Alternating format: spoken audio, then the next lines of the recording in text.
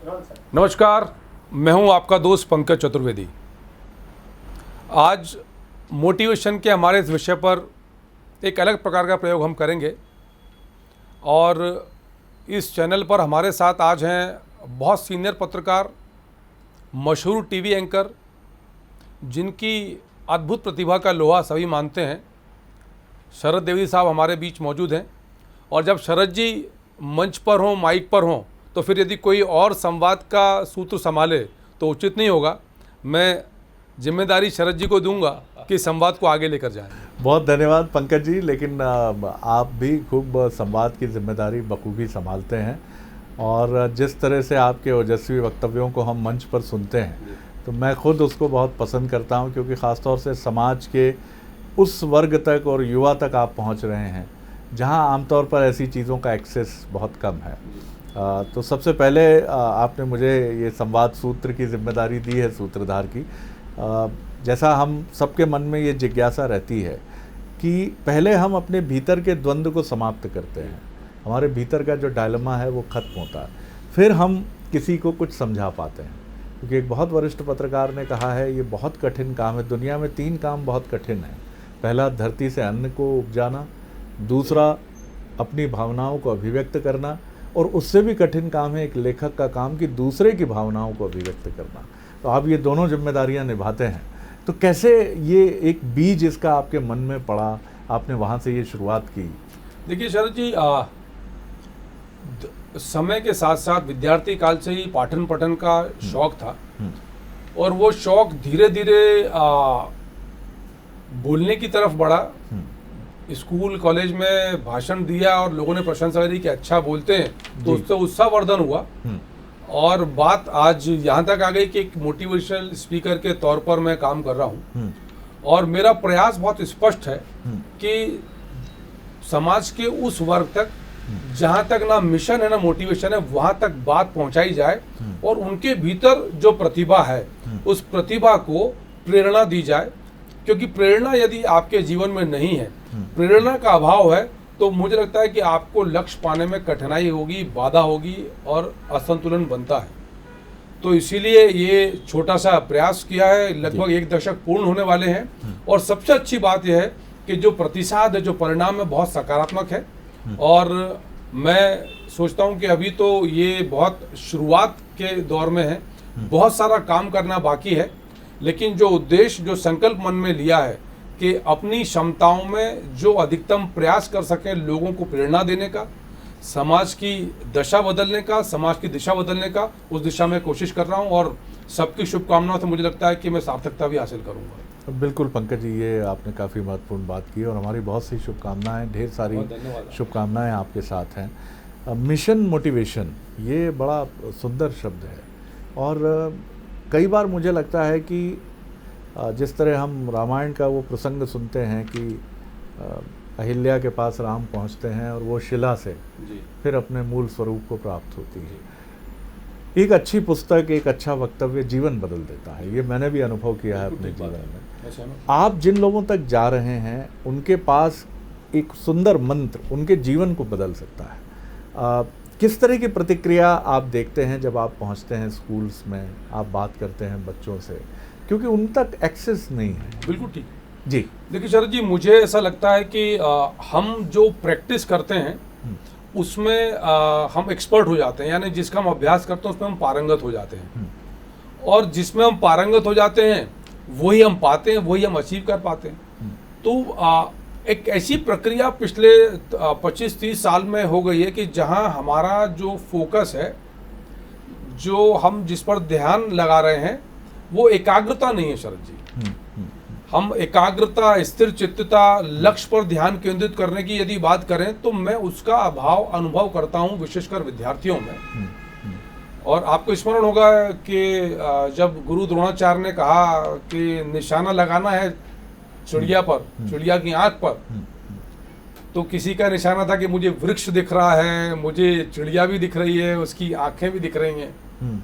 किसी ने कहा था वृक्ष दिख रहा है, स्पष्ट नहीं है। तब पांडव कौरव सभी थे उस प्रक्रिया में। पर जब अर्जुन से पूछा गुरु द्रोणाचार्य ने, तो उन्होंने कहा कि मुझे स्पष्ट तौर पर चिड़िया की आंख नजर आ रही है। ठीक बात है। और इसीलिए अर्जुन दुनिया के सर्वश्रेष्ठ धनुर्धर माने जाते थे अपने काल के। तो आशय बहुत स्पष्ट है कि यदि एकाग्र चित्र आप हो और आपने अपने लक्ष्य पर ध्यान केंद्रित किया और आपका चित्त वहाँ लगा हुआ है, तो आप ये मान के चलिए कि आप फिर समुचित ढंग से उसकी प्रक्रिया के साथ न्याय कर रहे हैं, उस लक्ष्य के साथ न्याय कर रहे हैं। और मैं प्रयास यही करता हूँ कि तय करिए कि आप जाना कहाँ चाहते हैं। हम जहाँ खड़े हैं वहाँ से मान लीजिए चारों रास्ते हैं, तो कौन सी तरफ जाना। नहीं तो आप कहेंगे मैं तो चल रहा हूँ शरद जी, मैं तो चल रहा हूँ, बराबर चल रहा हूँ, पर पहुँच नहीं पा रहा। पहुंच इसलिए नहीं पा रहे कि आपको पता नहीं कहाँ पहुंचना है। तो वही विसंगतिपूर्ण स्थिति युवाओं और विद्यार्थियों के साथ है शरद जी के। अधिकांश को ये ध्यान नहीं कि या ज्ञान भी नहीं है कि जाना कहाँ है, लक्ष्य क्या है। और मैं हमेशा कहता हूँ, वो पुनः निवेदन करूंगा एक बार फिर हमारे दर्शकों के लिए कि इस जीवन में जो इस धरा पर आया है शरद जी, वो उद्देश्य लेकर आया है। उद्देश्य लेकर आया। ईश्वर ने, प्रकृति ने जिनको बनाया है, वो जीव जंतु कीड़े मकोड़े तक का उद्देश्य है। ठीक बात। हम सबका उद्देश्य है। चुनौती क्या है? उस उद्देश्य को पहचानना। आइडेंटिफाई योर रोल एंड गोल। आपके लक्ष्य को, आपके टारगेट को पहचानिए। आपकी भूमिका इस समाज में क्या है, आपकी भूमिका इस दुनिया में क्या है। और यदि आपने चुनौती से पार पा लिया कि इस जीवन के चलचित्र में आपकी क्या भूमिका है, आपका क्या पात्र है जिसका निर्वहन करना है, तो मुझे लगता है आपका जीवन सच में सार्थक होगा। और इसी द्वंद्व से पार पाना, आपने आग्रह किया था द्वंद्व का। जी। और सर जी, यही अंतर्द्वंद होता है मन में कि मैं यहाँ जाऊं कि वहाँ जाऊं, मैं ये करूं कि मैं वो करूं। इसीलिए मैं हमेशा कहता हूं कि जो आस्क द एक्सपर्ट, यदि किसी को बड़ा पत्रकार बनना है तो शरद द्विवेदी जी उपयुक्त हैं, जिनका पर्याप्त तजुर्बा है पत्रकारिता का। बहुत अच्छा मंत्र है, मैं इसको बिल्कुल याद रखूंगा। आस्क द एक्सपर्ट, यानी विशेषज्ञ से पूछिए। अगर आपको कहीं कंफ्यूजन है तो आप पूछिए कि क्या कठिनाई है। पंकज जी, ये बहुत बहुत खूबसूरत मंत्र है जी। और उसके साथ साथ एक चीज और ध्यान रखना है हमारे सभी मित्रों को जो किसी लक्ष्य को लेकर चल रहे हैं, कि आपने लक्ष्य तो निर्धारित कर लिया, आपने एक्सपर्ट से बात भी कर ली, पर फिर भी चुनौती शेष है। वो चुनौती ये शेष है कि लोग कहेंगे कि तुमसे ना हो पाएगा, तुम नहीं कर सकते, ये तुम्हारे बस की बात नहीं है। तो इसीलिए it's not important what others say about you. लोग आपके बारे में क्या कहते हैं वो महत्वपूर्ण नहीं है, आप अपने आप के बारे में क्या कहते हैं, that is most important thing, and that will decide everything in your life, in your career. तो आप इस बात का ध्यान रखिए, क्योंकि जो लोग बोल रहे हैं उनको आपकी विशेषज्ञता, योग्यता, क्षमता, लक्ष्य का आइडिया, ज्ञान नहीं है, ना वो एक्सपर्ट हैं।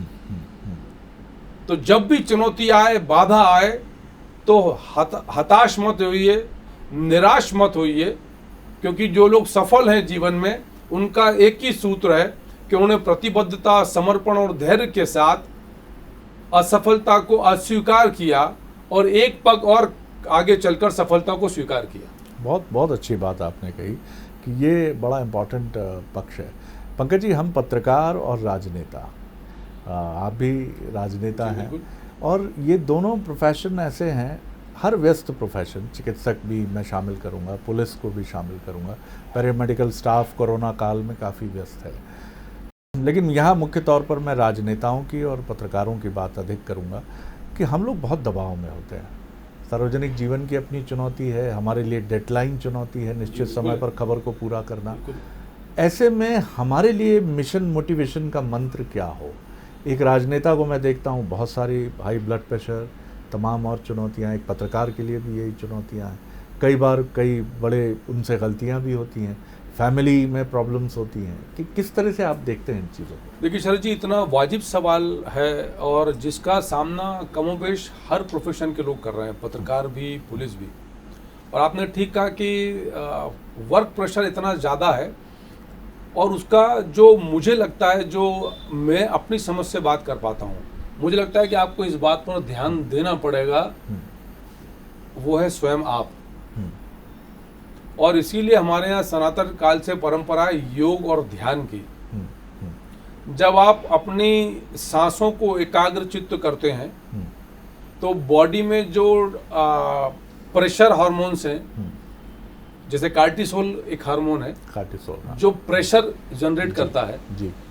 और प्रेशर शरद जी अच्छा है कब तक, जब तक वो आपको लक्ष्य की ओर लेकर जाए। यदि प्रेशर नहीं होता आप काम नहीं करेंगे सर। सही बात। लेकिन वो प्रेशर आपके टारगेट ड्रिवन प्रेशर है, बहुत अच्छा प्रेशर है, पर वो प्रेशर यदि आपको फिजिकली हार्म कर रहा है, आपके ब्लड प्रेशर को बढ़ा रहा है या बाकी और चैलेंजेस क्रिएट कर रहा है, देन इट इज डेंजरस। तो वहां पर हमको भेद करना है, और इसीलिए प्रकृति ने जो बनाया तनाव का विषय इसलिए बनाया कि व्यक्ति उस तनाव के तहत उस लक्ष्य की पूर्ति के लिए अतिरिक्त बल लगाए, अतिरिक्त श्रम करे, लेकिन उस तनाव को अपने ऊपर हावी नहीं होने देना है, और उसके लिए आपको अभ्यास करना पड़ेगा। और विज्ञान कहता है कि कोई भी अभ्यास जो इस शरीर के ऊपर या व्यक्ति के ऊपर करते हैं तो शरद जी 20-21 दिन बाद पहले उसके परिणाम समझ आते हैं कि कुछ सकारात्मक और सार्थक हुआ है। ठीक बात। और करीब 90 दिन में वो आपकी आदत बन पाता है। और ये हमारे जो पूर्वज थे, हमारे ऋषि मुनि थे, बहुत विद्वान लोग थे, हम लोग तो शरद जी उनके पासंग में नहीं है, और उन्होंने इस बात का, उनको विजन था, उनको आइडिया था कि आने वाला जो काल है वो मशीन का युग होगा, जहां इंसान आपाधापी के दौर में जाएगा, तकनीक का युग होगा, जहां अब हम सब काम शरद जी मोबाइल से कर रहे हैं। मोबाइल से कर रहे हैं, जी जी, बिल्कुल। जबकि 1996 में मोबाइल आया, उसके पहले लैंडलाइन फोन मुश्किल होते थे, और जब 96 में मोबाइल आया तो हमने नहीं सोचा था कि मोबाइल हमारे जीवन का अविभाज्य अंग बन जाएगा। तो अब ये हमारे ऊपर है कि हम उस मोबाइल का उपयोग कर रहे हैं या वो मोबाइल हमारा उपयोग कर रहा है। तो इसलिए तनाव को नियंत्रण करने के लिए श्रेष्ठ है कि अपने आप को समय दीजिए, अंतराल दीजिए। 24 घंटे का आपका दिनचर्या है, 8 घंटे 7 घंटे आप सोते हैं, बचे 16 घंटे, 8 घंटे हम काम के मानते हैं, पर काम के घंटों में 1-1.5 घंटे बाद अंतराल दीजिए। 1 मिनट 1.5 मिनट आत्म संवाद करिए कि मैं आज जिस पर्पस को, जिस टारगेट को लेकर चला हूँ, या जो मेरी प्रोफाइल है या जो मेरी उत्तरदायित्व है, उनका मैं कितना निर्वहन कर पा रहा हूँ, कहाँ मुझे काम करना है, कहाँ सुधार करना है। क्योंकि शरद जी हम सतत रूप से चलते जाते हैं, विश्लेषण नहीं करते तो तनाव ज्यादा होता है। आप यदि विश्लेषण करेंगे तो तनाव कम होगा। क्यों? एक तो आप फिजिकली रिलैक्स हो रहे हैं, तो वो जो स्ट्रेस हार्मोन है वो अपने आप सप्रेस हो रहा है। नंबर 2, आप विश्लेषण करके पाएंगे कि आप यहाँ थे तो यहाँ से वहां तक पहुंच गए, आप आधा रास्ता आपने तय कर लिया है। पर यदि आप विश्लेषण नहीं करेंगे तो आप ये तय नहीं कर पाएंगे कि आप कहाँ खड़े हैं, लक्ष्य की जो पूर्ति का पथ है उस पर कहाँ है आप। बिल्कुल ठीक कर रहे हैं। तो ये श्रेष्ठ उपाय है, और तनाव को हावी मत होने दीजिए, तनाव का उपयोग लक्ष्य पूर्ति के लिए कीजिए। बहुत सुंदर बात कही पंकज जी आपने, और मुझे लगता है कि आखिरी सवाल मैं इस बातचीत का कर रहा हूँ, फिर मैं आप ही को सौंपूंगा, क्योंकि शुरुआत आपने की और सूत्रधार आप ही हैं इस बातचीत के, और इसका समापन भी आप ही करेंगे। और फिर अगली बार कोई मेहमान आपके साथ ज़रूर नज़र आएगा, और मैं भी देखूंगा आपका चैनल, क्योंकि मोटिवेशन एक ऐसा पक्ष है जिससे हम में से हर कोई जुड़ना चाहता है। कौन सा सुनहरा वाक्य हमारी ज़िंदगी बदल दे हमें नहीं मालूम होता। आगे आपने कैसे सोचा है? ढेर सारा पढ़ना पड़ता होगा इसके लिए, खुद को मोटिवेट करना होगा। एक मोटिवेशनल स्पीकर के लिए उसका चेहरा दमकता रहे, उसकी एनर्जी, उसकी आवाज़ की ओजस्विता बनी रहे, तो काफ़ी चार्ज करना पड़ता होगा आपको, अपनी एनर्जी इंटैक्ट करनी होती, एक सकारात्मक इन्वायरमेंट रखता होगा। और राजनीति में रहते हुए सार्वजनिक जीवन की चुनौतियों के साथ गृहस्थ आश्रम की चुनौतियाँ, रोज़ी रोटी की चुनौतियाँ, इन सब के बीच में पंकज जी आप खुद को कैसे इतना मोटिवेट रखते हैं? ये एक रात से इसका कुछ खुलासा करिए। देखिए शरद जी, मैं बहुत जोर देता हूँ अभ्यास पर। तो मैंने तय कर लिया कि मुझे जीवन में इस क्षेत्र में काम करना है, यानी मेरा लक्ष्य निर्धारित है। अब उस लक्ष्य को पाने के लिए मैं अभ्यास करता हूँ, और अभ्यास के शरद जी मैंने उपकरण इकट्ठे किए, ऑडियो, वीडियो, बुक्स, लेकिन उन उपकरणों का लाभ तब है जब मैं उनका उपयोग करूं। तो मैं सतत रूप से उनका उपयोग करता हूं, और जो तैयारी होती शरद जी वो मुझे मोटिवेट करती है। और जब मैं लोगों से बातचीत करता हूं, जो प्रसन्नता उनके चेहरे पर देखता हूं, या जो चैनल पर कमेंट आते हैं, या लोगों की जो फोन कॉल आते हैं, वो शरद जी बहुत ऊर्जा देते हैं। और वो इस ओर इशारा करते हैं कि जो प्रयास हमने करने की शुरुआत करी है उसमें सार्थकता है, और हम कुछ परिवर्तन लाने में संभव है। और शरद जी मैं ऐसा मानता हूं कि जिस चीज का सबसे ज्यादा उपयोग होता है, आज इलेक्ट्रॉनिक का जमाना है, तो वहाँ चार्जिंग की बात होती है। तो यदि हम मोबाइल का बहुत यूज करते हैं तो मोबाइल को बहुत चार्ज करना पड़ेगा, लैपटॉप को बहुत यूज करते हैं तो लैपटॉप को चार्ज करना पड़ेगा, हाँ, और यदि अपने ब्रेन को अपने आप को यूज करते हैं तो अपने आप को चार्ज करना पड़ेगा। हाँ, तो अपने आप के चार्जर, आप इस प्रकृति में ढेर सारी चीजें हैं जो हम आपको रिचार्ज कर सकती हैं। आप ढूंढिए उन सूत्रों को, उन पॉइंट को, उन प्लग को जो आपको चार्ज कर सके। और जब आप आत्मसंवाद करने बैठेंगे, एक बार प्रयास करेंगे प्रकृति से जुड़ने का, तो आपको बहुत सारे ऐसे बिंदु मिलेंगे जो आपको चार्ज कर देंगे। और यदि आप चार्ज हैं तो ही तो आप किसी को चार्ज कर पाएंगे। यदि आपकी बैटरी फूकी हुई है, आप में क्षमता ताकत नहीं है, तो आप ऊर्जा नहीं दे पाएंगे। तो मैं यही कोशिश करता हूँ कि मैं खुद प्रकृति से जो नेचुरल सोर्स ऑफ एनर्जी हैं, बहुत सारे हैं, उन पर किसी दिन विस्तार से बात करेंगे, लेकिन खुद चार्ज रहने का प्रयास करता हूं और लोगों को चार्ज रखने का प्रयास करता हूं।